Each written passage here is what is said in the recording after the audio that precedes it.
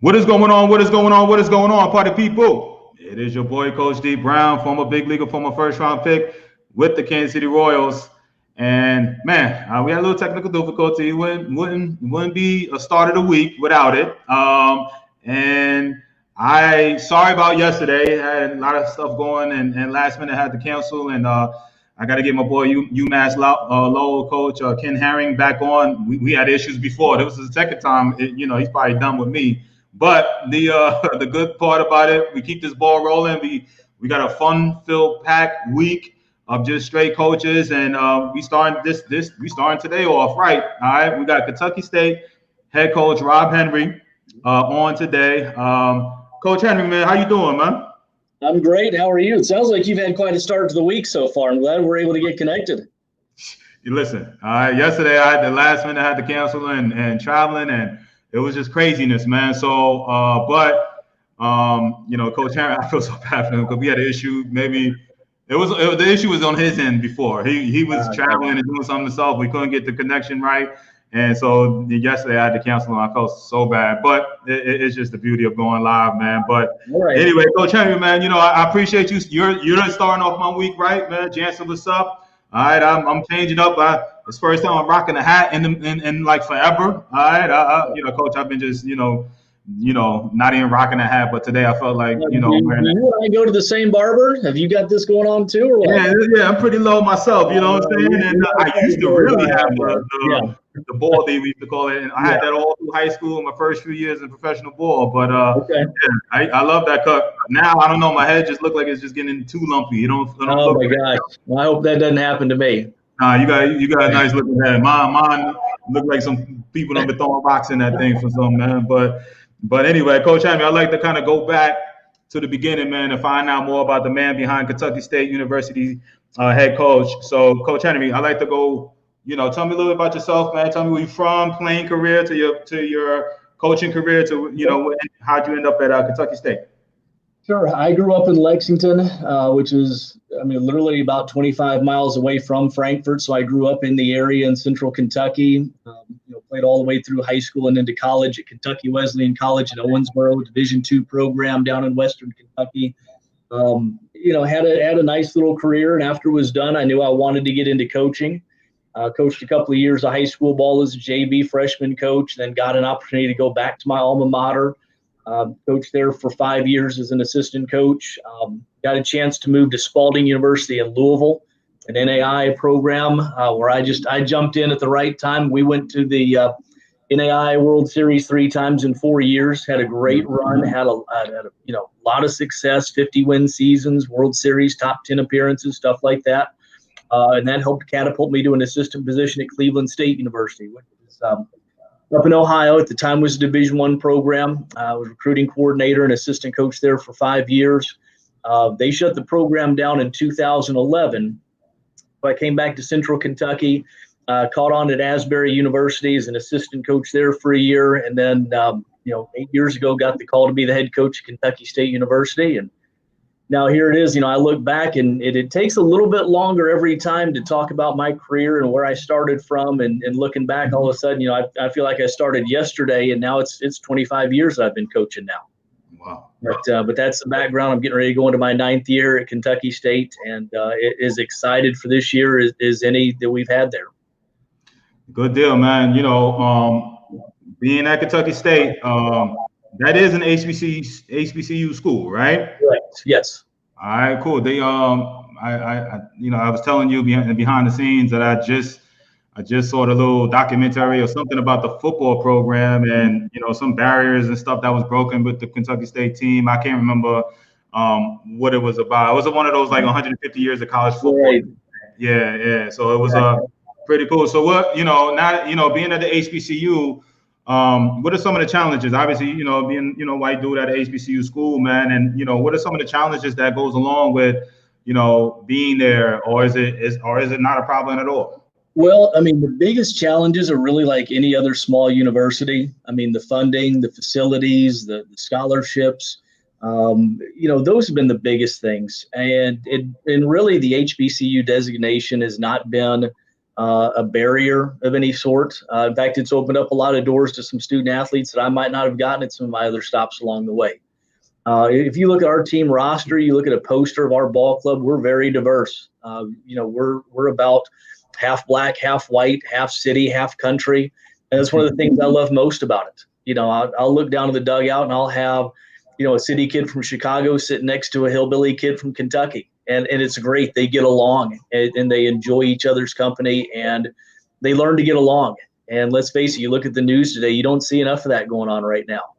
And our program, I like to think, is an example of how, through common experiences, we can bring some different people together from some different backgrounds. But I've had no issues there. I've been welcomed with open arms, and I've enjoyed it. I've loved my time there, and I have no reason to want to go anywhere else. I'm having a blast and love my guys and love my situation there. So I'm having a great time there. Man, good deal, man. Being at Kentucky, I noticed some good D1 programs there between Kentucky, SEC, and Louisville. Yep.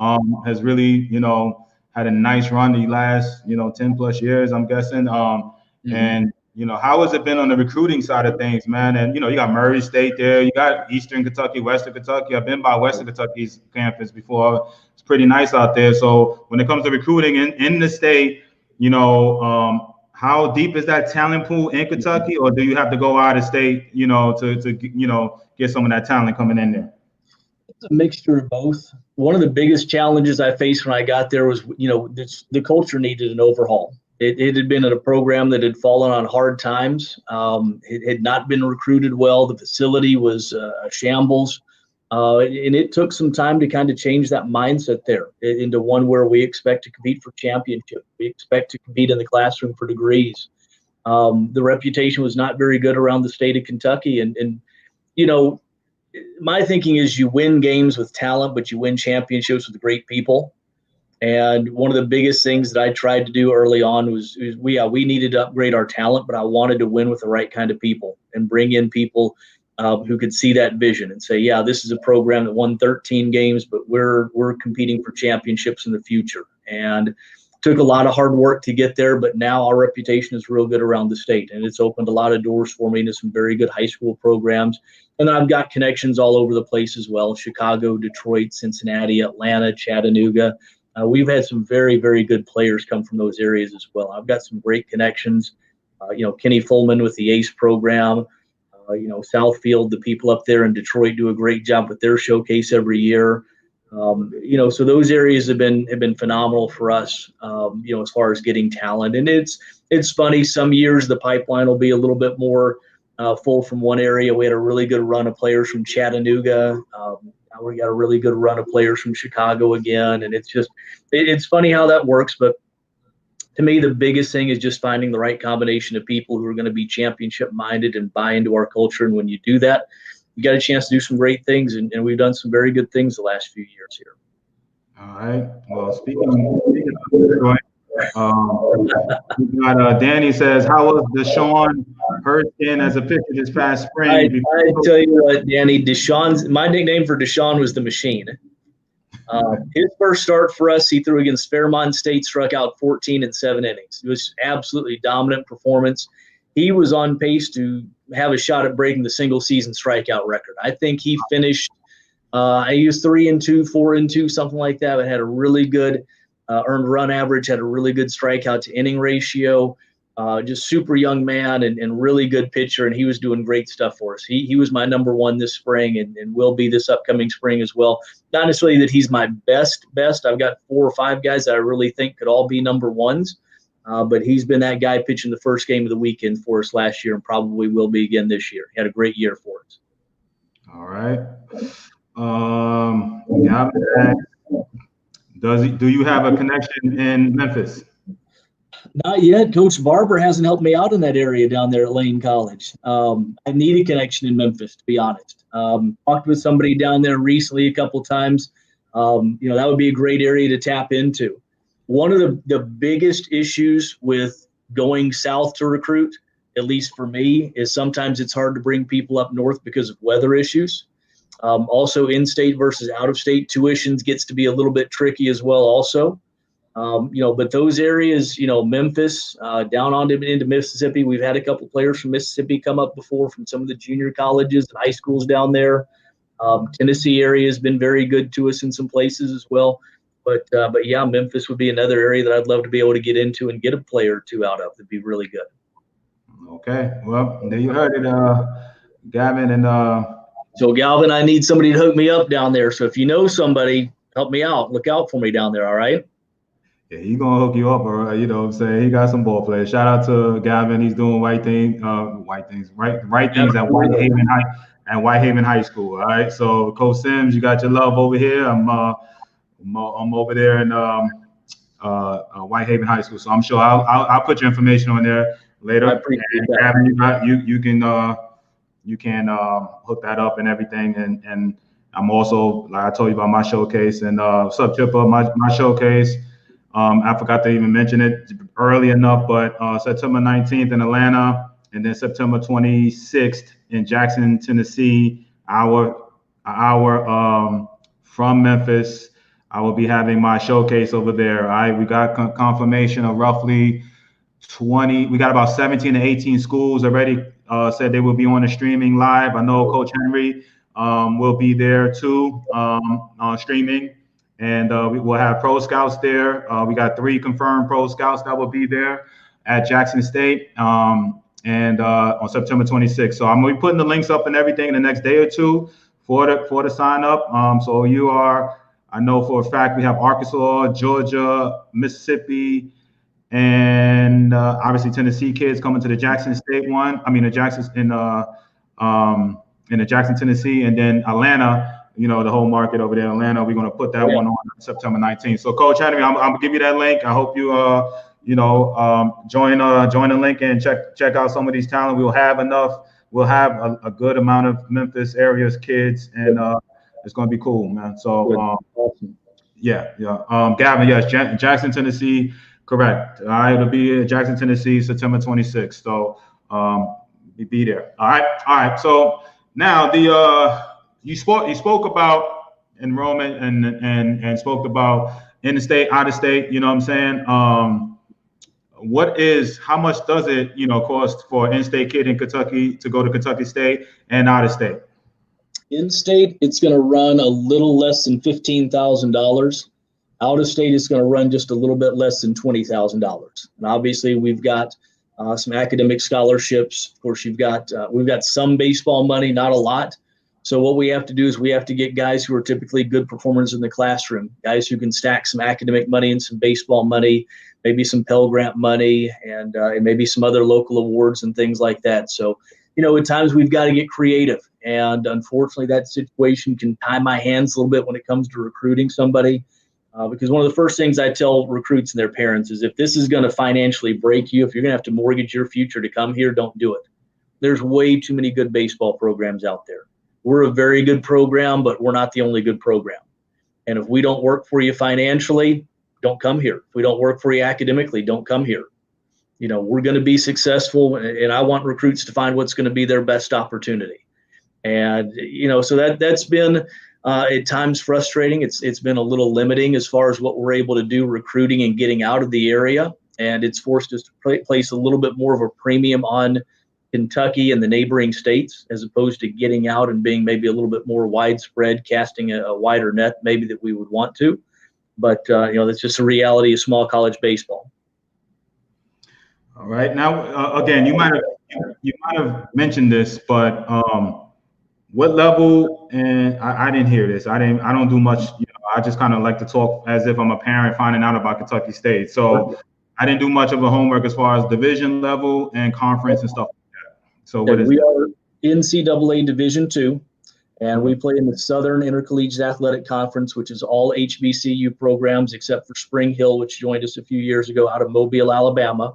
We're all over the Southeast. We're as far southeast down as Savannah and Albany, Georgia, over into the Carolinas, down into Alabama and Georgia and Tennessee, and then also Central State up in Ohio, but they don't play baseball. So we are the northernmost school in the Southern Conference.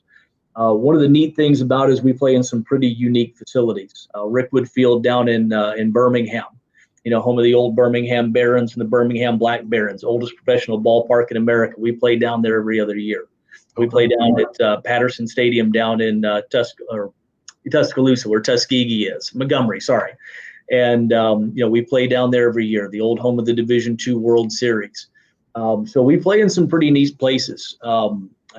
Stan Galley Field down at Spring Hill, one of the oldest collegiate ballparks in America. That's a really unique setting down there. Albany, Georgia has a beautiful facility. So we play in some really neat facilities. We play some really good competition. We've got some really strong programs. And then we've got some programs that are still, trying to take steps and get better and improve. But we've got some very good young coaches in the conference. We've got good programs and some good baseball, better than it probably has been for a long time. Good deal, yeah. So yeah, there's some neat places to play, but the travel, how's that work? Like, it sounds like it's a good bit of traveling going on over there. We judge our bus trips by how many movies it's going to take us. We know it's going to take us about 3 movies to get down to Jackson. It's going to take us about 4, maybe 5 movies to get down to Tuskegee, depending on what we're watching. But that's part of it. And obviously, school does the best job they can taking care of us. We eat well on the road. We take charter buses. We stay in decent hotels. We've not had any horror stories about, just awful incidents on the road or anything like that. It's just, when you're a conference like ours that's flung all over the Southeast, that's the kind of travel you've got to do.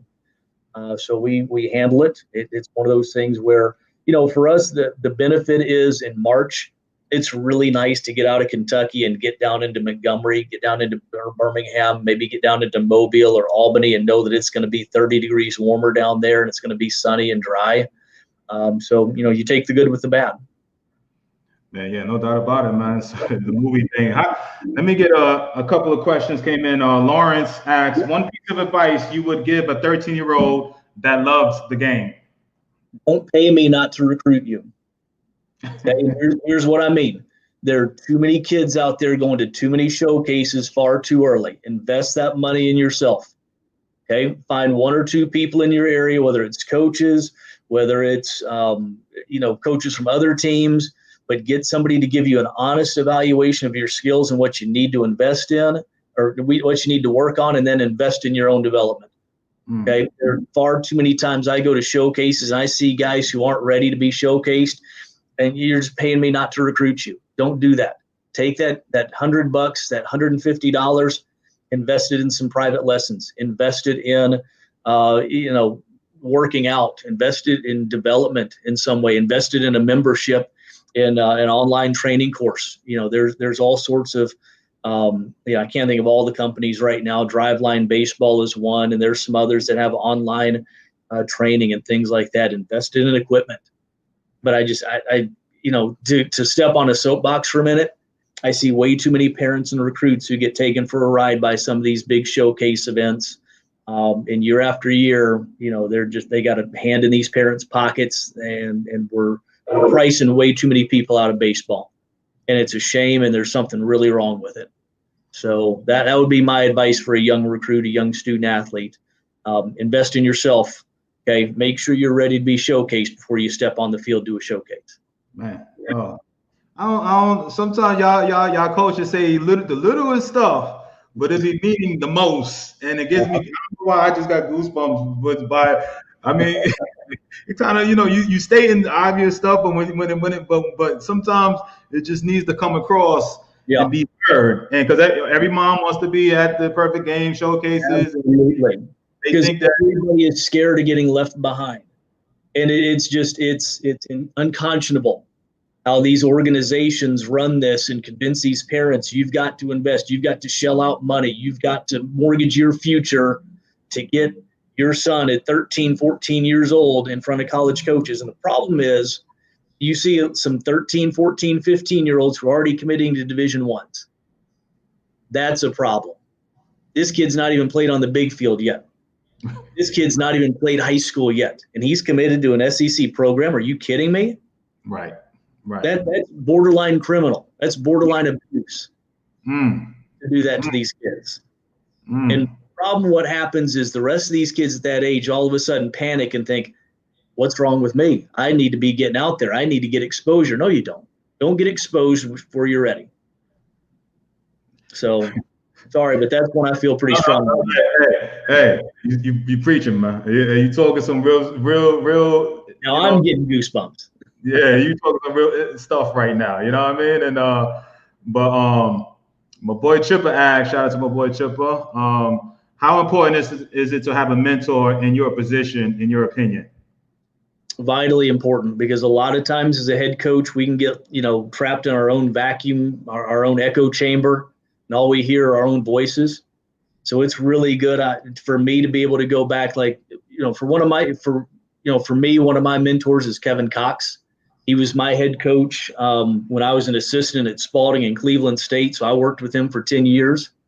And there are still times where I'll shoot him a text or a call and say, hey, how would you handle this? How do you think I should do this? And he knows I can pick up the phone and call him anytime I need to. So I think because it can be real easy in this position, you're the head coach, you're the guy who gets to set the standards and do everything. And, we're convinced we've got, this magic crystal ball and we can do no wrong. And sometimes we need people to tell us, yeah, hey, you might need to rethink that position. You might need to rethink doing that. So absolutely, it's important to have a mentor. It's important to have a sounding board, somebody to seek advice from. One of the things I'm going to try to do is I'm going to try to get some of my coaching buddies together and maybe do a weekly call with them. Say, hey, how do we do this? How do we, how do we make ourselves better? And how do we do right by our kids and our players? All right. I love it. Golden nugget right there. Invest in yourself before you go to a showcase. Most showcases are just about the money. Save that money and find a local coach and train and get better. All right. So piggybacking off what Coach just said, again, I'm gonna plug my thing in. I want talent. All right. I want talent that's gonna come out there. I already kind of talked to most guys that I know, especially in Jackson. But my people coming to Atlanta, all right, be showcaseable. All right. You know what I'm saying? And don't be coming out here, making Coach D look bad over here, presenting all y'all to these coaches and stuff. So, make sure y'all showcase ready. All right. Don't have your boy out here looking bad. All right. Anyway, you're exactly right, Facebook user. And you know what I think they should do? Somebody commits verbally to a program. That program needs to honor their scholarship as a freshman, no matter what happens. You'll put a stop to it right then. Make these schools put their money where their mouth is. You make them invest that money. But until the NCAA makes that happen, this kid has a verbal agreement. That coach can change at any time. That kid can back away at any time.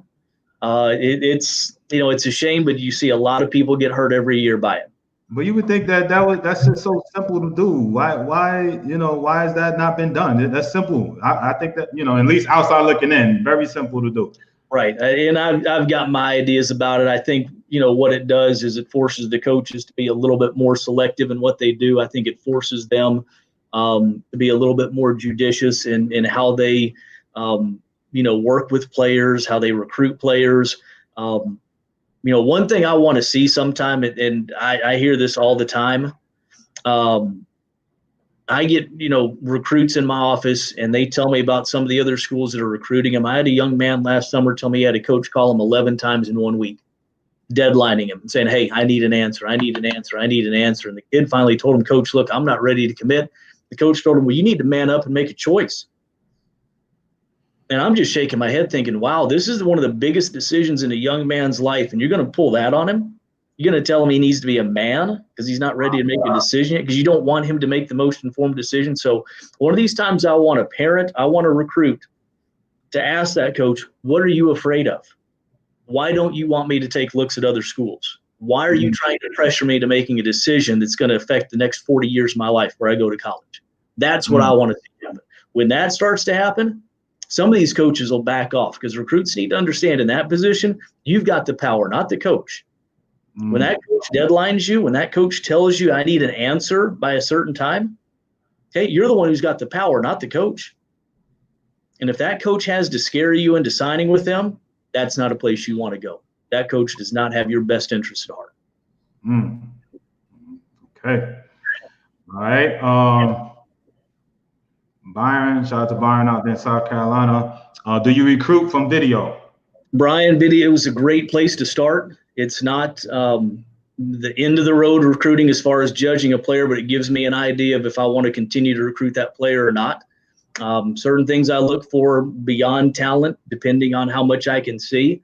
Obviously the talent is going to show on video to some respect, but I also want to see posture, body language. I want to see how somebody handles themselves in situations that maybe are not, the best, like a bad strike call against them or a ball call on the mound when a pitcher thinks he's thrown a strike. So for me, video is a great place to start, but I want to see somebody in person. I want to see how they walk on and off the field. I want to see how they respond to adversity and something bad happening. So video is a great place to start. Absolutely. And there are times where I'll look at a video and say, absolutely, I need to follow up on this young man. I had that happen with a pitcher this summer out of Ohio. There are other times I'll look at video and I'll respond back and say, you're just not ready yet. Here are the things that I need to see from you to be able to compete in our program. Because I think recruits deserve honesty. I don't want to string somebody along if I just don't feel like he's going to be ready yet. But I try to tell them, here's what you need to do to become more recruitable. Now, when you're at a D2, you're already down to 9 scholarships. So when you say you're not fully funded at the D2 level, that means you're not allowed a full 9 full scholarships. I've got 3 scholarships to work with. Huh? I've got 3 scholarships to work with. It's just crazy sometimes, man. Y'all be killing. It's funny, but it's not funny. I'll be like, damn, it's like you. It's not funny. You got one hand behind you. Some guys like you out there fighting with just your shoulders, man. You got 2 hands tied behind your back, man. 3. You know what? As a coach, I don't care where you are. You've got something to recruit to. You've got something that's going to be a draw for recruits. You've got something that's going to be a draw for families. Whether it's myself, whether it's my university, whether it's the academics that we have, whether it's the finances, whether it's a facility, whatever it is, as a coach, you've got to find your niche. I know there are certain schools in Kentucky I just can't recruit. I'm just not going to get kids from those places. Okay, I'll need to go where I can get some players, where I can find some people. And I need to learn what my niche is, wherever I am. So whether it's here, whether it's UK, U of L, Texas, LSU, South Central Louisiana State, wherever it is, you got to find your niche. So I try not to use that as an excuse because there are a lot of benefits to coming to Kentucky State. There's a lot of positives. And if you look at our record the last 2 years, 3 years, we've shown we can recruit some really talented ball players there. We've shown that we can win. And we've been really good. And we've taken a Division I program, a couple of Division I programs to the last inning. We've really shown that we can be a good program with some limited resources. I love it, man. I love you. I love the attitude when you put it like that. I don't like the situation y'all be put in, man. I lump a lot of y'all in because a lot of you guys be telling me the lack of scholarships, man. But you know what? It could always be worse. There's programs that are shutting down. There's coaches getting fired. I'm blessed to be where I am. That's true. All right. Russ says, being at the HBCU, how is your relationship with admin at the school and other Black coaches? Russ, I've had 4 presidents. I've had 8 athletic directors, and I've had a great relationship with all of them. In fact, this president who I'm currently serving under gave me a raise last year. So that's how much he likes me. He was willing to put his money where his mouth is. And you can't ask for a better statement than that from a president who's willing to do that. So as far as the other coaches go, I've had a great relationship with them. And I think part of it is because we're kind of all in it together. We can all commiserate about our situation. I've had great relationships with just about all the coaches who have come through because we're willing to work with each other. We're willing to work out and seek advice we need to. It's amazing. I feel like I just started there. I'm going into my 9th year, but I'm the longest tenured head coach. So when somebody new comes in, generally I try to have a piece of advice for them. Hey, this is who you need to talk to about facilities. This is who you need to talk to when it comes to admissions or financial aid. And I try to do for them what I had people like Oscar Downs do for me when I started. He was my next door neighbor in my office pod there, and he reached out to me and helped me out with a lot of things. And now OD's not there, and now I'm the longest tenured guy, so I'm trying to do the same for others. So we get along real well there. I mean, every time a new president or anything comes in, I mean, what you say, eight, nine? Is it president or 8 athletic directors. I'm averaging an athletic director a year and 4 presidents. Wow, that's crazy. I'm hard to work with. I don't know. I mean, I try to get along, but can't all be me, right? Right, that is crazy, man. All right. I usually do my little roll call today, man. I let everybody go today. My bad. Shout out to everybody listening in. Coach, let me give my little people a little love right here. Byron, I said what's up to you out there, South Carolina. Chipper, what's good? Nadine, ATL in the house by way of the Bronx. What's up? George, Memphis, what's good? All right. Let me see. Coach Eaton, what's good? All right. Down there, Florida. All righty. Kelly, New York, what's good? All right. Lawrence, what's good? Yvette, Pennsylvania, was good. All right. Leo was good. Gavin, Memphis, was good. Danny, I said shout out to Detroit in the house. Shell, what's going on? Memphis in the house. Jansen, what's up? Michigan in the house. All right. D-Rob in the house. Cali in the house.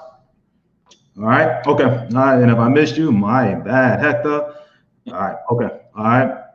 Yeah, nice little turnout. I like it.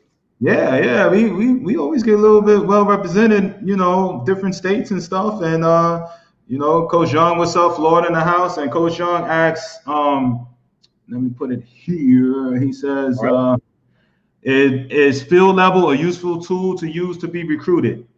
It can be. Like anything else, the tool is as good as you use it. It gives me some insight if there's video, if there's academic background. And it's kind of like the question Brian asked earlier, is that it gives me a good starting point. I've had a couple of field level accounts that were sent to me, or I should say recruit profiles sent to me through field level. And it gives me a vehicle to look at somebody and make my own determination. There are some recruiting services that I get emails from and I automatically delete them because I just know that it's a form email. I know that there's nothing personalized about it. And let's face it, there's a lot of schools between here and California. I'm not going to get very many Arizona high school players, at least not who can help us win, at least not who can help us do what we need to do. And that's not to disparage anybody. But what I'm telling you is there's a lot of recruiting services out there that are wasting your money because they're bragging to you, we're going to get your name out there in front of 3,000 coaches. You don't need to get your name in front of 3,000 coaches. You need to get your name in front of the 10 to 12 coaches at the schools that you really are going to have a connection to and a possibility of enrolling and playing there. I hate to see parents wasting their money and just throwing it away at these big giant recruiting services. And I get these beautiful brochures in the mail and I open it up and this kid's from Washington State. He's probably not coming here. Now, having said that, one of my best players I've had in recent years was a player from Montana. Wow. But he showed up on my doorstep. He wanted to go to an HBCU, and in Montana, there's not an HBCU anywhere close. So Kentucky State, I don't know if he threw a dart at the map. I don't know. He just figured that we were the closest. But he showed up. And here's the great story about Elijah is he showed up. He sent me some video, and I told him, I said, look, you're probably my 9th outfielder. There's a lot of guys in front of you. You can come in and you can begin as a student manager. And you'll help with, setting up and taking down practice and stuff like that. I'm kind of, he's a decent player, but I had a lot of outfielders. He shows up, and within 2 weeks, I think I'd given him practice here. I mean, he was just that hard a worker. Wow. And he wound up, he was my starting center fielder for a couple of years. He actually, his senior year, pitched for us because we had a bunch of injuries. And I was kind of basically at the point of, hey, has anybody ever pitched before? And he said, yeah, I think him in high school. He wound up being one of our best starters. He almost beat the Division I program. Wow. And he's 79, 81. He won a game for us in the conference tournament. And he led us to the championship game of the conference tournament in 2018.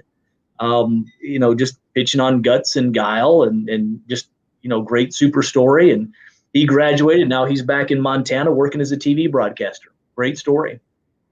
That is. So you came in you said as like basically equipment guy, I'm going to have him just, work as a manager, and he just worked hard at it before and after.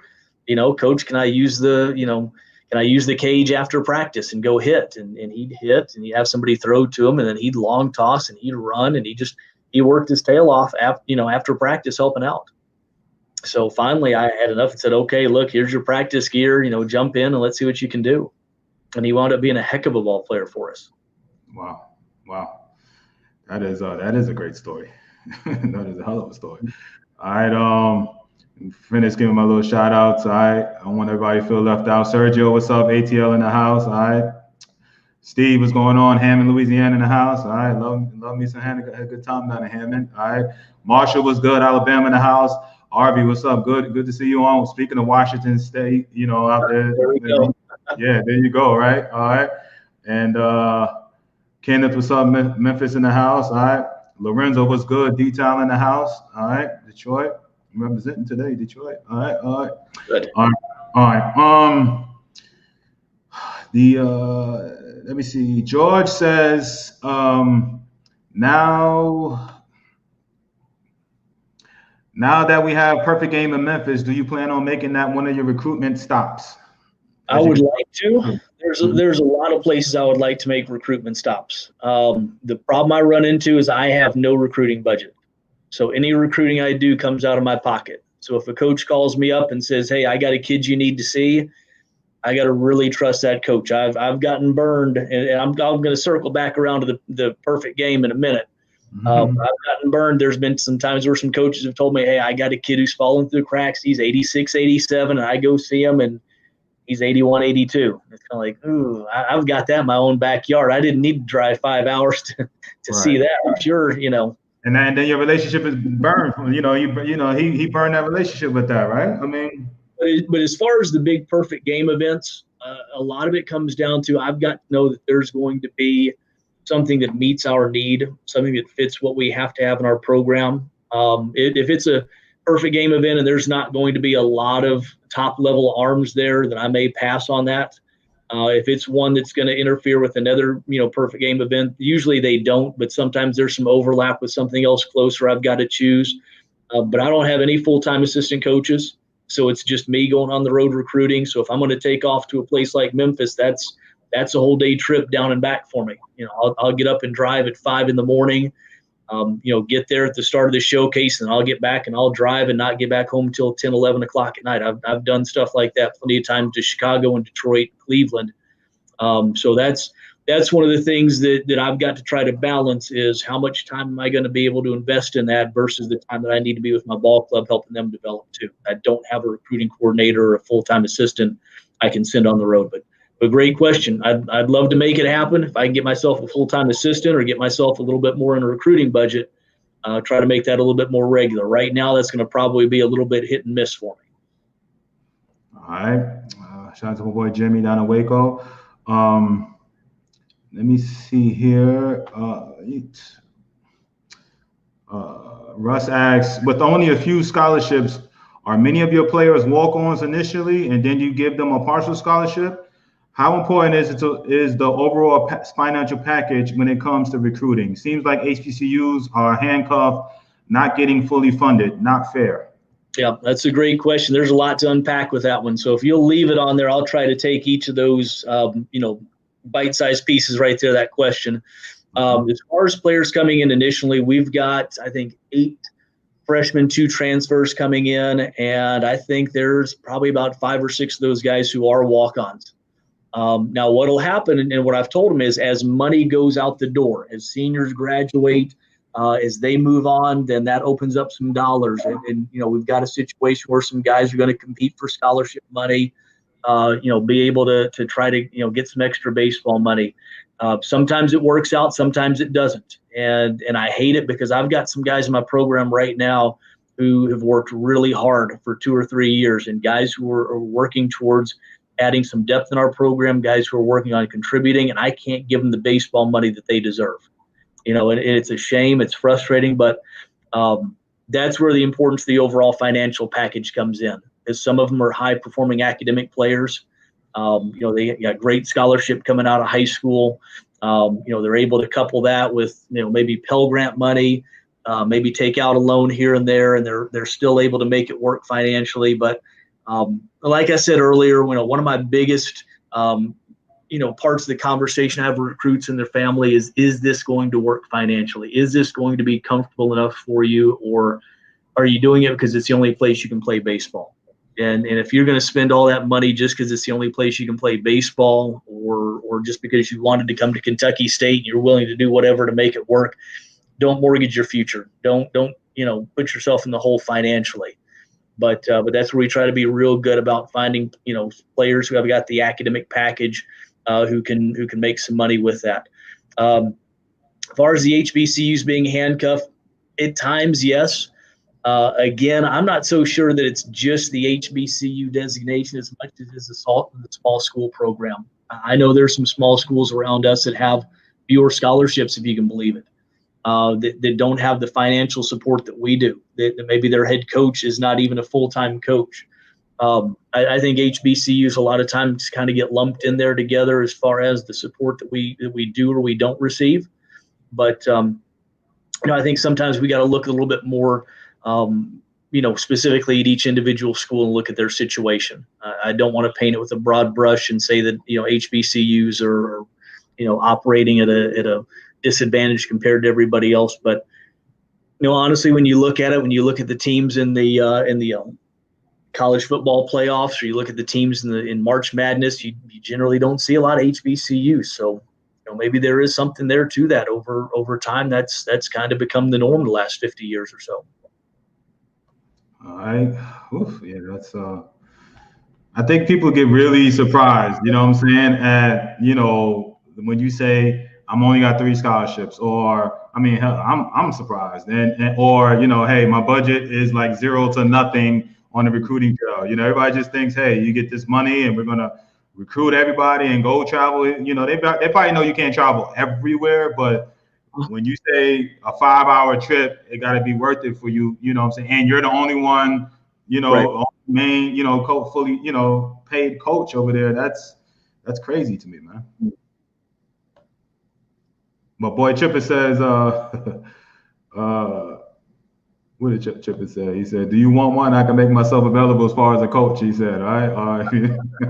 Send me a resume. Let me know what your background is and what your expertise is, and we can talk.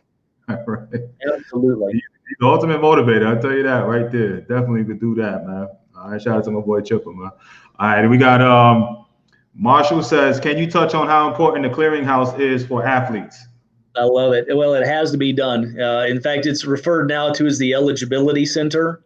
So anybody who's got a recruit or any recruits on there, it's www.eligibilitycenter.org. And that's the quote unquote clearinghouse for the NCAA. Basically, what it does is they will take your transcripts, they will take your test scores, verify that all your classes meet NCAA guidelines, make sure that your core grade point average is what it's supposed to be, make sure that your test scores are what they're supposed to be, and make sure that you're what we call a full qualifier. So if those two parts are met, the grade point average and the test scores, then you're what we call a full qualifier. If you only meet one of those, if your core grade point average is high enough but your test score is too low, then you're what we call a partial qualifier, or vice versa. If the test score is higher but the GPA is too low, you're what we call a partial qualifier. And then somebody who falls below the threshold on both of those is what we call a non-qualifier. But that's something that every athlete has to do. Generally want to get that done, preferably even before the start of your senior year. Right. Go ahead and get in there, get the transcript. And what happens is as you complete years, then you update that transcript that goes in there. But that's how the NCAA tracks our athletes and make sure that hopefully they're ready to enter 4-year institutions. All right. Question. If there's anything that I don't cover completely, anybody's welcome to ask, follow-up question to it. Okay. And I couldn't write it down quick enough, so I may ask that at the end. I'll put it up again along with your social media handles or emails or whatever. So I think that was very important, and I just couldn't type it as fast. Oh, All right. gotcha. All right. RB out there in Washington says, do you post roster openings? And how would a recruit find out what your needs are without being on your radar? Well, I'll take this question backwards. A recruit would find out about our needs by reaching out to me, by emailing me, maybe calling the office. Those are the two best ways. Generally, email is better. But as far as posting roster openings, I don't, just because I don't know what this year is going to hold. I can look at my roster, and right now I've got 38 players. I've got 2 to 4 who are going to walk out the door as seniors. And the reason why I say 2 to 4 is because the NCAA gave us back this past year of eligibility. So I've got some guys who are still making a decision on whether or not they're going to take that extra year or not. But as far as posting roster openings, I know right now, September 1st, 2020, what I think my roster needs are going to be.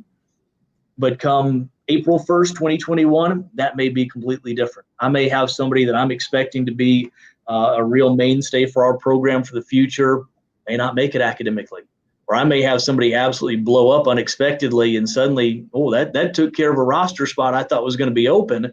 I don't have to worry about that spot as much. Now I need to turn my attention somewhere else. So, but I don't put it out there as far as anything, too publicly as far as what we need, because, I'm always tinkering. I'm always working with stuff, and, humans are unpredictable. You never know what's going to happen with somebody. So, but if anybody ever wants to know what my needs are, what I'm recruiting for, feel free to shoot me an email. I'll tell you here my top 3 needs of what we have to, have moving forward right now.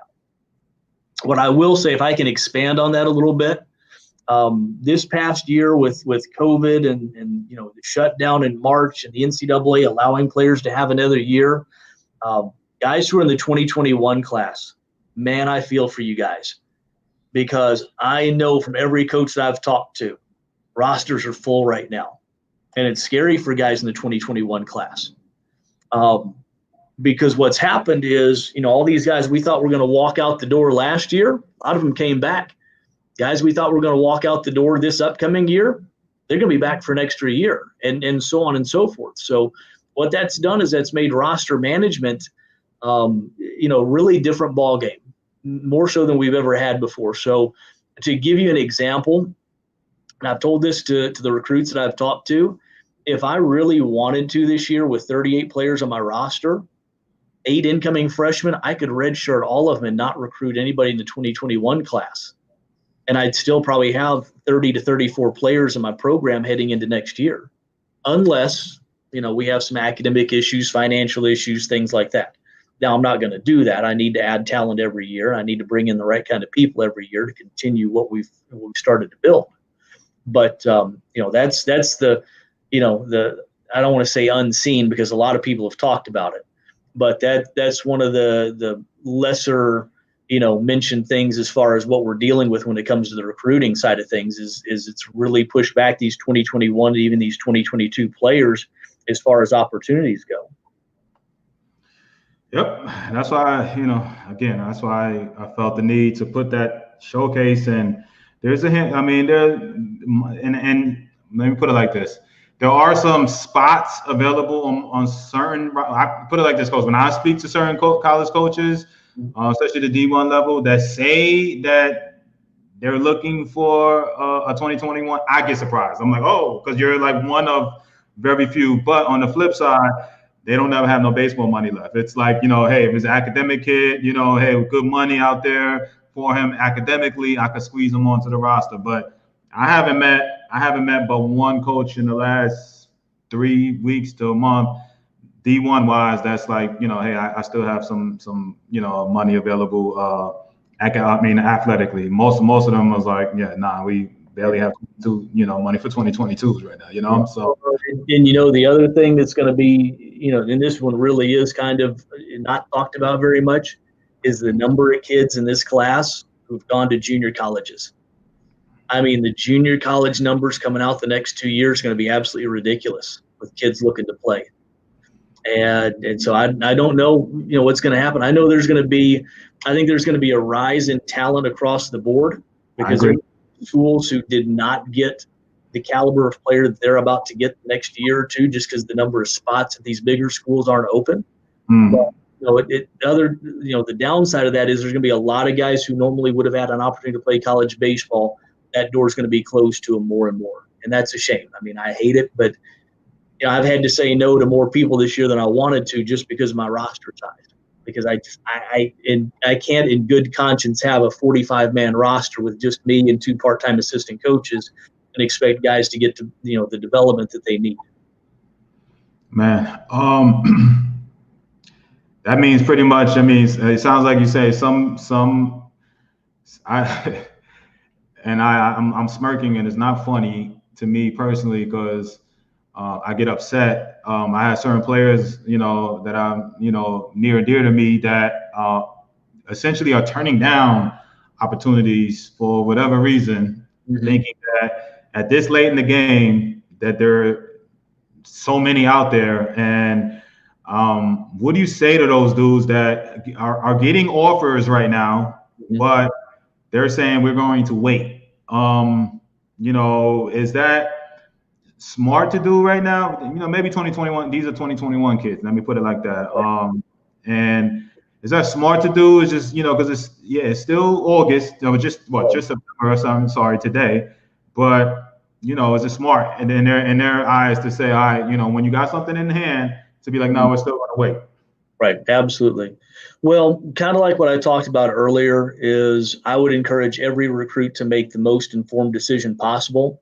And I think a lot of it comes down to the individual. If that player feels like there's still schools he needs to visit, if that person thinks that, he's got an opportunity, if he wants to bet on himself and his development, for instance, if you've got a young man who's throwing 87, 88, and he's got a quote unquote mid-major or low-level Division I offer, but he thinks with some more training, he's going to be 90, 92 by springtime, and he wants to bet on himself going to a bigger program, or same thing with a player who's that 79, 81 threshold and thinks by the time the spring rolls around, he can bet on himself and his development and maybe get a little bit, better situation, then I would encourage him to do that. But the other side of the coin is you may, wind up closing some doors and then trying to go back and say, hey, I'd really like to, take that offer, and it suddenly becomes too late. So it's a tough one there's no hard and fast rule. There's no blanket statement that works for everybody in that situation. I mean, yeah, you're absolutely right. A bird in the hand, that saying is sometimes worth two in the bush, and versus trying to wait and see what's still hidden out there. For some of these guys, maybe it's best to go ahead and take that option and take it and run with it and be happy with it. Then other guys, yeah, maybe they do need to bet on themselves. Maybe they do need to bet on their development. So short answer, I don't know. I don't think any of us do. Right. There ain't no right answer. I hope it works out. The last couple of years, it's at least 1 to 2. I'm talking about D1 caliber kids that are waiting for the perfect spot. Money and school, and then they're going. Would be you need to reach out to that school and you need to find out what their plans are. Or if you can't get them on the phone or can't get them to respond via email, get your coach to reach out and find out, are you going to be on their radar or not? What's it going to take to get on their radar? And if it's just not going to happen, then you need to cut ties and you need to go ahead and take the best offer available and be happy with it and develop. There's a lot of good baseball at all levels. I don't care, D1, D2, D3. Shoot, there's a guy for the Rays who's from, I think, Webster College. All of a sudden he's, 2 starts, 2 wins, and he's a Division III guy. Right. There's NAIA guys, there's JUCO guys, high school guys, international guys. Good baseball comes from everywhere. So, you got to get someplace where you can develop. And you can sometimes outthink yourself and say, well, I'm going to go to this big program and, ACC, Big Ten, SEC, and wind up being being an afterthought, where you can go someplace and be a big fish in a small pond and really get that development that you need. Yeah, I had this conversation, and parents, I'll get right back to your questions. All right, follow me on YouTube. But I got into this conversation just yesterday, I think, and I was talking to somebody. I JC coach, and but then I was talking to other parent, and I said, listen, just the way it is set up now, I don't see nothing wrong with JCs, and my listeners know how I feel about it. I'm like, to me, if my kid ain't a Ivy League brainiac type kid that just is all about the books and could care less if they want to go pro per se, in the long term, then we look into the D1 or some type of Ivy League type of school for that. But everybody else, I'm just, for me, and it's not necessarily a safer bet because you got to go to the right program, but essentially it's like I don't see too many things that can go wrong. You know what I'm saying? By picking the right JC. Yeah, hey, there's some really good junior colleges down there in Tennessee. There's some really good ones in Illinois. There's a really good one that actually is not playing this year, Sinclair up in Ohio. Steve Denneman had done a great job there. I know Rob Fournier at Wabash Valley in Illinois. Don A. Logan, Ball State. There's lots of good junior college baseball all over, and some programs that nobody wants to tangle with. And I don't care, how high a level SEC, Big Ten program, ACC program you are. Some of these programs, they're going to give you a run for their money for sure. They got that kind of talent. So yeah, there's some very, very good junior college baseball, and then there's some programs that aren't, very good. And I think it's not that you paint any of these levels with a broad brush. It's just like Division II. There's some really good, strong programs. And there's some programs that aren't so good. And you can say that for all levels. You got to do your homework. You got to look into a program. You got to talk to a coach. You got to see what their track record is. You got to see what they stand for, what their culture's like, and what kind of program, they're putting together on and off the field. And you just got to do your homework and try to find out as much as you can about it, make as informed decision as you can about it. All right. Let's get back to these questions, Coach. They're coming in hot. All right. D-Rob says, so with the pandemic situation, have you had to pull the trigger in recruiting on video alone? Close. That's a great question. I have not yet, because I don't like the idea of not knowing exactly what I'm getting with a young man. I shouldn't say exactly because you'll never know exactly. But to me, it's still just too important to see somebody on the field, game situation. I don't recruit anybody off of a showcase alone. And that's something I learned over time because Division I level, the guy's a great showcase guy. He does this, he does that. We need to have him in our program. And suddenly you bring him in and you realize he doesn't fit. He fits talent-wise, but he doesn't fit people-wise. He doesn't fit attitude-wise. So for me, again, like I said earlier, the video is a great starting point. If I'm interested enough in you, I'm going to find a way to see you in person. I'm going to find a way to sit and talk with you. Give you an example, Deshaun Hurricane. Somebody asked about Deshaun earlier. I saw some video of him, really liked him, liked his stats, still needed to bring him down for a visit, still needed to talk to him, still needed to get a feel for what kind of person he was and discover that he'd be a real good fit for us. Same thing with anybody else. There is, I can't think of anybody in our program who's a video-only person. They're all people that I've gone to see in person, or I've brought them on campus and I've talked to them in person and sat down and done my homework with them to make sure that I feel like they're the right fit for our program and what we're trying to do here. The beauty of D2 schools, though, is that, obviously not right now with the pandemic, but you guys, when you get a kid on campus, you could throw him into the practice and get him and work him out, right? If I'm not mistaken. Yeah, we could do tryout with them. We do have the ability to do that. Sounds like you don't do it, though, too much. I said, it sounds like you don't do it much, though. Not much. No, and generally, when I have them in that kind of situation and they're, on campus for a visit, I want them to observe. I want them to talk to guys. I want them to listen to guys. Generally speaking, I can see how talent is going to play at our level. I've been doing this 25 years, and I don't get them all right, but I generally have a pretty good feel from watching somebody, seeing them in person and how they move. I bring somebody on campus like that. Generally, I'm going to want them, getting to know our guys, be able to move around practice, be able to see different drills going on, be able to come and talk to me or talk to the other assistant coaches or talk to other players and get a feel for what's going on that way. Because what I found is you throw a guy into a situation like that, and he's more concerned with his performance. He's more concerned about trying to show me something. All of a sudden, next thing you know, he looks up and he hasn't realized anything about who we are. He's Mm. just busy, is self-centered about, what his performance is like. He's forgotten to see what we're all about. Mm. All right. We got Delmar says, what kind of academic support is available to the players during the year?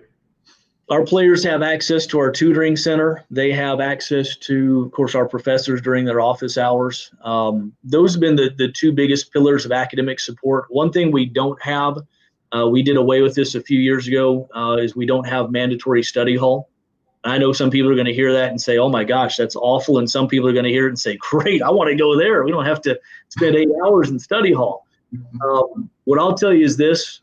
For this past 2020 spring, we just earned the All Academic Award, Team Award again for the second time in my 8 years. We had the highest grade point average in the entire conference. We did it in 2013, and now we did it again this past year.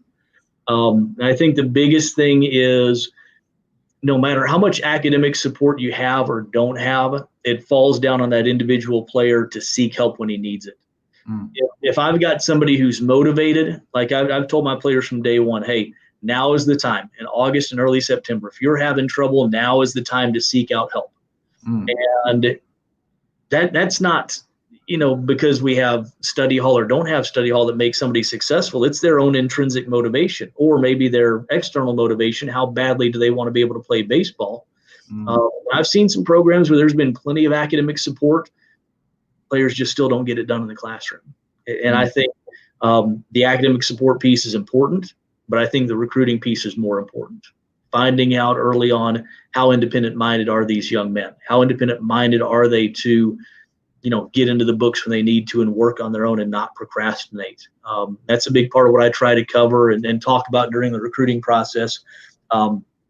So what I can do is if I recruit the right kind of student athletes, then the academic support isn't quite as vital as maybe the guys who are really, really borderline students. Not to say I don't ever recruit, borderline students, because I do.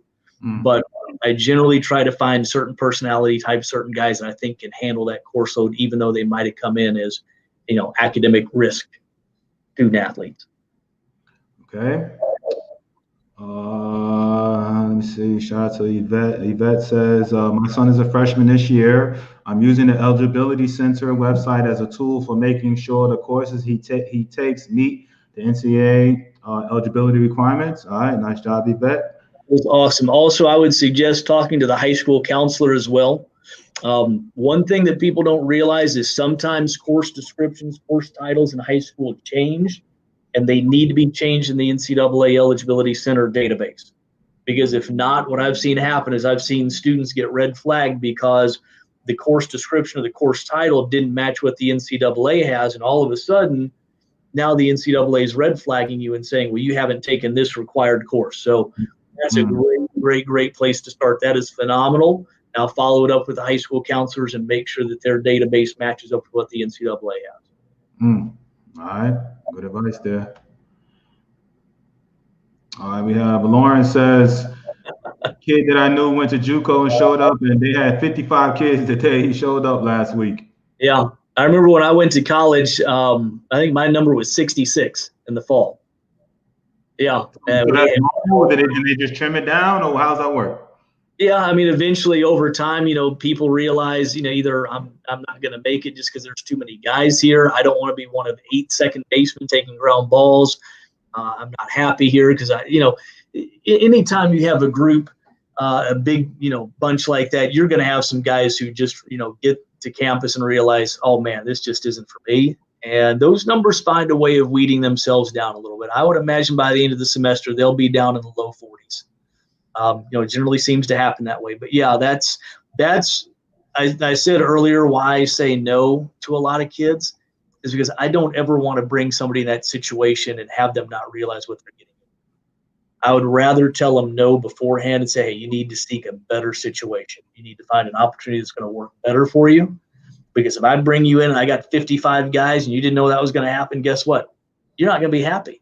Nobody's going to be happy, including the guys who are already in the program, because now they've got to wait longer to get their rounds in BP, or they got to wait longer to take ground balls or fly balls or throw a bullpen.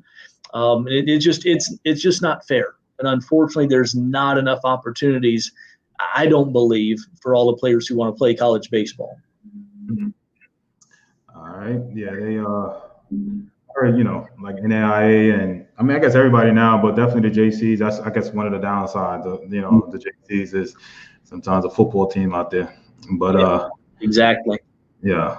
Let me see here. We have JUCO is the main, homework is the key. All right. JT over here says, "Hey, I know you." Yeah, he says, Coach Herring, he missed competing against you when I was at Voorhees. Good competition, well-run program. I believe he's still at Bethany over in West Virginia, correct?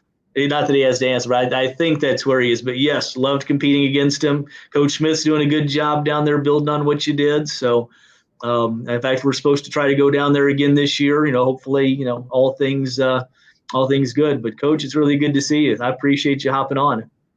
All right, there you go. Shout out to JT. All right, showing a little love.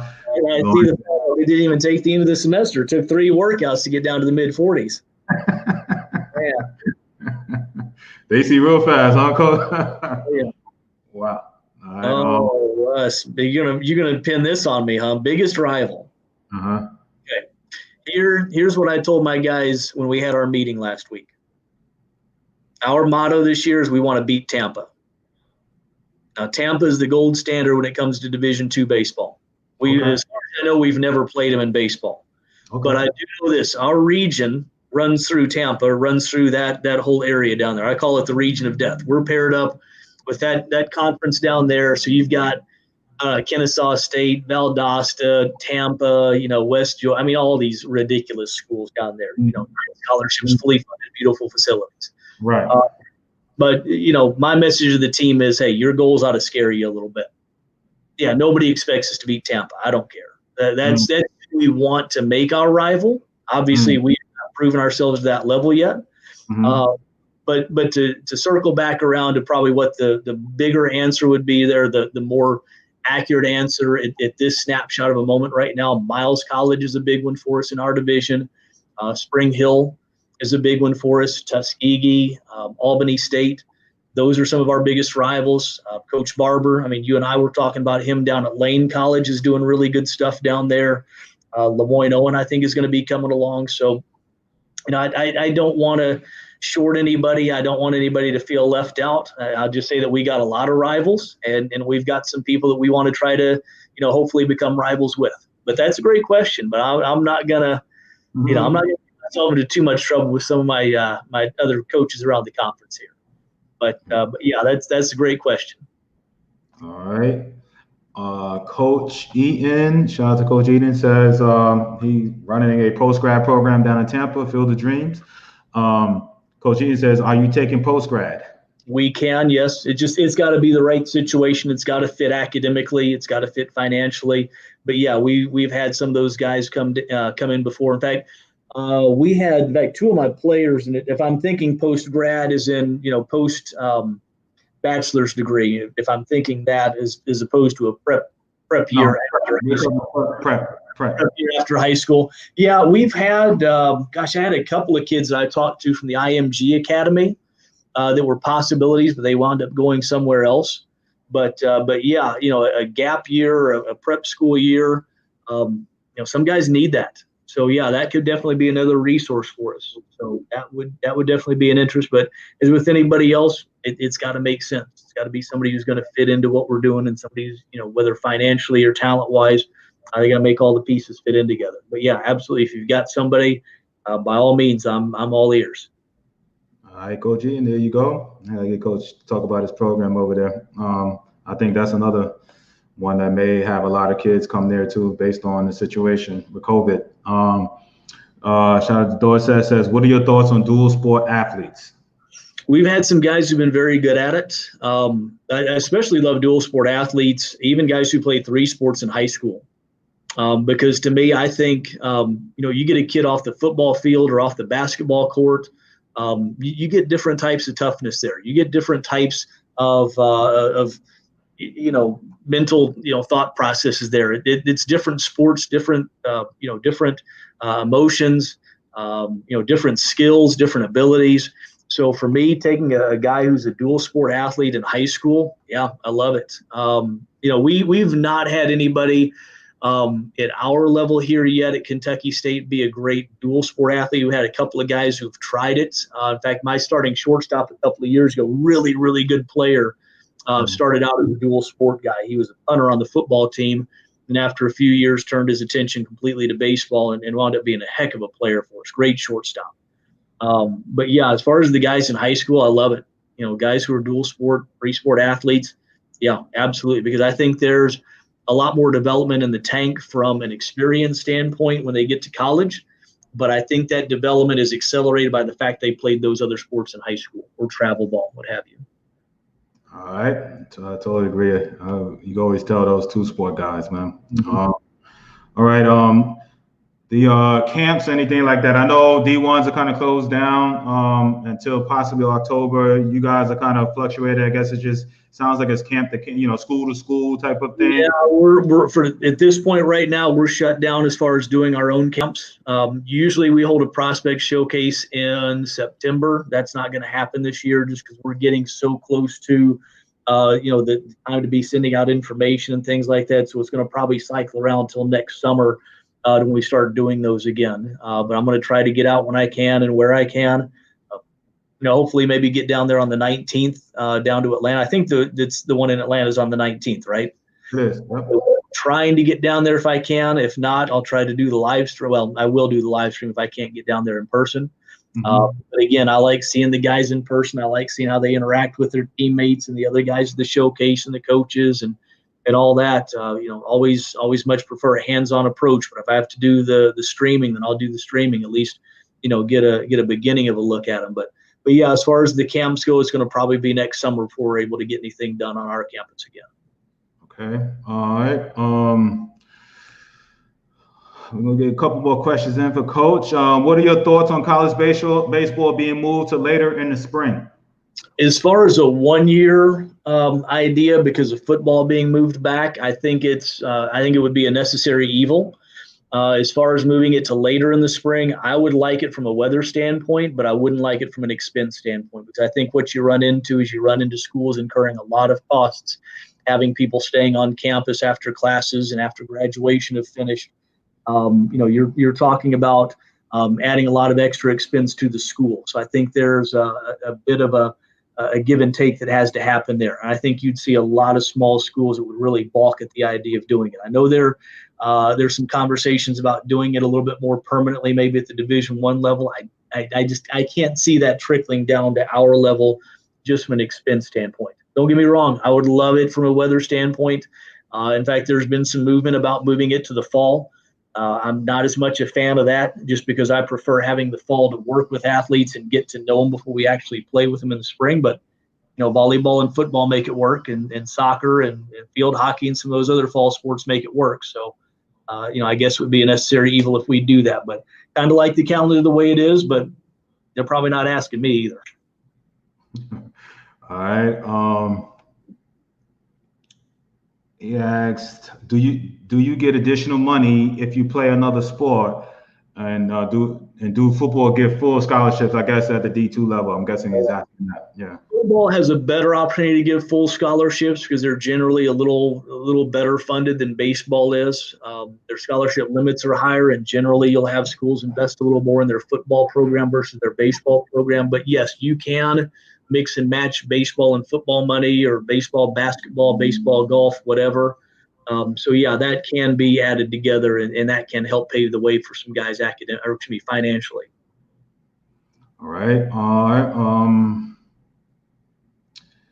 Let me see. Dale Hopkins says, I have 2 stud catchers with great grades and fire pop-up times that are still uncommitted 2021s. They're down in Florida. All right. Can you hold them back for a year or two? I've got 5 catchers in my program, and none of them are graduating. I got some really good ones. I've got some guys who've played in the past. Some guys who've done some really good stuff. That's unfortunately, it's just not a position of need for me right now in 2021. I hate saying no to guys like that, but I can't have 8 catchers in my program. Yeah, that sounds crazy. All right. and check back in with me later on in the year. If something happens, I might be in the market again. Who knows? All right, there you go. All right, TC in Nashville says, "What up, D? One of my home city guys, Lester Stroll, KSU legend, gives Coach Henry A1 coach and mentor." I guess it gives you an A1, like, it gives you a shout out. I guess A1 coach and mentor. Lester Stroke at KSU. Yeah, 3-time All-American, 78 to 81, bullpen coach for the Cubs for probably about 25 years. Wow. Been a big supporter, has helped me get a couple players to our program. And just, for a guy who's a big leaguer and a guy who is a great player, you talk about somebody who's been very humble and very supportive. He's been great. So absolutely love to hear that from him. All right. Shout out to Rodney. We got Russ says, do your kids play during the summer anywhere? Cape Cod? Is there a summer league for college players? Generally, the Cape is going to be for those big level draft prospect guys from the SEC, ACC, or occasionally you get an outlier like Bellarmine in Louisville, just transitioned from D2 to D1. They had a kid, I think he pitched in the Cape. He was a 95 guy. I think signed maybe a free agent agreement this past summer. But generally, it's for those guys who are a lot more refined and a lot more polished. For our guys, they might play in what's called the Kitty League, Kentucky, Indiana, Tennessee League down in southwestern Kentucky.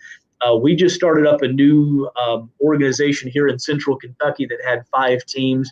We were supposed to be one of the host sites, but because of the pandemic, we weren't able to be. But we had a lot of players who took part in that summer collegiate league here in central Kentucky. And then some other guys, they'll play someplace back home, like some guys in Chicago and Detroit. They played in their summer leagues back home. And then we've got other guys who they spend the summer working on different areas of development. It might be they're going to take the summer to really work on arm strength. So they're not going to try to pitch in ball games. They're going to try to do a lot of long toss, a lot of lifting. And then other guys, maybe they had a long spring and they're a little bit broken down and they need that summer off. So our guys have a lot of different options. And a lot of it just depends on what their individual needs are. Great question. All right, there you go. Let me see.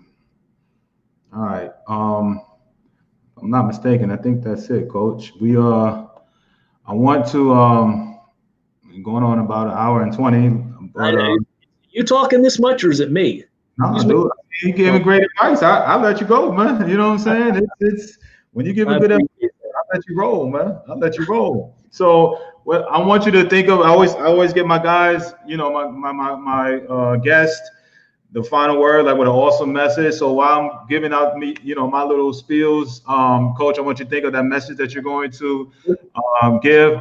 So tomorrow, 4 p.m. Eastern, we have Tony Rossi from Siena College up going back up north, up to New York. All right, D1 school up there in Albany area on tomorrow. Again, so the showcase schedule, I just locked it down today in Atlanta, South Gwinnett High School, in September 19th. All right, we'll be streaming to college coaches from there September 19th. Starting at 9 a.m. All right, so uncommitted 2021s and 2022s, and even JCs. Hell, I'm gonna try to get some pro scouts there for you guys that are, think you want to get seen by some pro guys. Coach, Henry may make his way down there. He'll definitely be in the streaming. Listening to the streaming. September 26th, we got Jackson State Community College in Jackson, Tennessee. We already have committed that will be listening to the streaming about 20 schools. We got SEC, mid-major D1s, junior colleges, and also D2s that may be in attendance. All right, and definitely listening to the stream, but definitely got about 20 schools already locked and loaded as far as listening to the streams.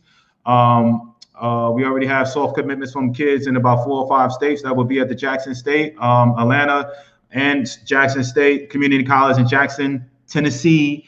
I will put those links out in the next day or two. All right. So again, September 19th, Atlanta, September 26th, Jackson, Tennessee. Okay. And we definitely got 3 pro scouts that will be at the Jackson, Tennessee showcase. All right, 3 locked and loaded. May get one more pro scout there too. So it's going to be a pro side. I'm looking for junior college players to be there too. Now, all right, coach. Let me get back to you, brother. I appreciate you being patient with me, get out all my stuff out there. If you could give us a great message, man, to take us on out, man. And let's just. I'm definitely.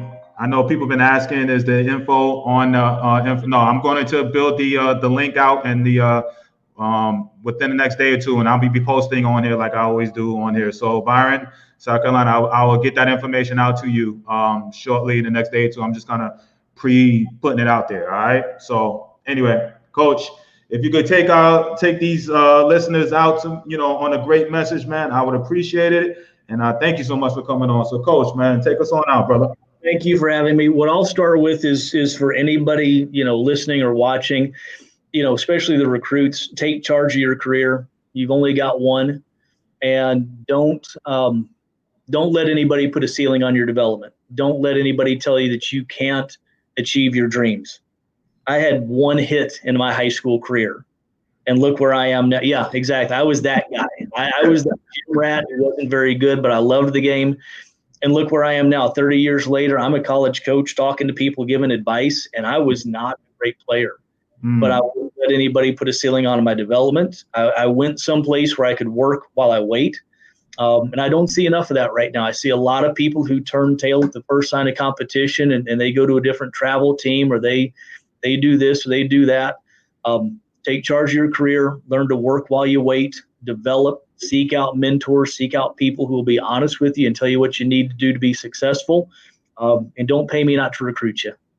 Invest your money in your development, invest your money in making yourself a better baseball player, a better person, a better athlete, because baseball can take you wonderful places. Baseball can take you all over this country, can take you all over the world.